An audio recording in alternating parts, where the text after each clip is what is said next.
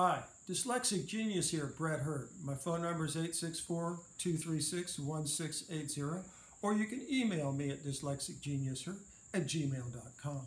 What I'm going to talk about are the bearings that hold the mandrel shaft in place on Edison Triumphs and Homes and Standards. They have this casting here.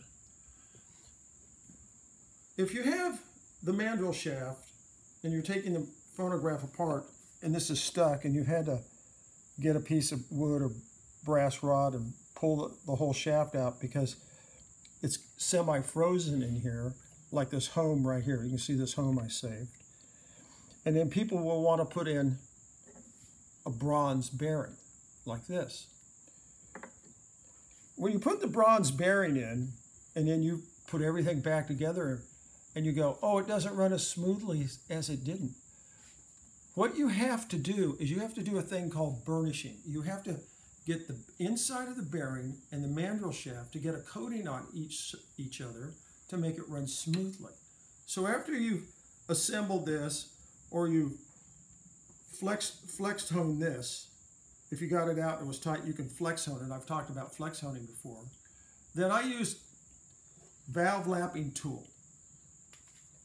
It has the little rubber thing on the end of the drill. And really what we're doing here is a big word, burnishing, is we're just getting the piston rings to seat up in the new engine is what we wanted. You know, we want everything to seal up, and that's what you do. So you put everything together and make sure everything works. Then I would disassemble it and only run the mandrel shaft, and the end bearing, because you have drag on this bearing and you have drag on this bearing that doesn't let it run smoothly like that. And after you get it assembled, leave the gear train, the pulley systems off. You just take the little suction cup, hook it in, and you just do this.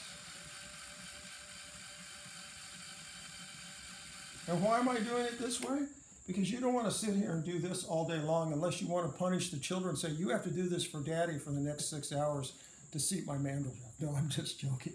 This is a much easier way to do this. I'll just get it in here and it's like that. One other thing is, online you'll see people talk about these roller bearings like this that you can put in here. And they will fit in here, and it's a very nice thing with a roller ball, but these rattle when you get them in there. And once everything's together, there's no hole to oil it. The best material is bronze, but one above that is a material called oil light bronze, and it has embedded oil in it, and it's very smooth. And you can see the different color from this bronze to that bronze. This is oil light. I always do them in oil light. And this is burnishing it and makes everything run smoothly. Because if you ever notice, you play the phonograph, you let it run down, you go, man, there's a lot of tension still on the crank.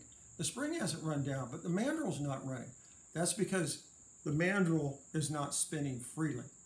There's something causing it not to spin all the way down. This is a lot of fun, and that's my tip for the day.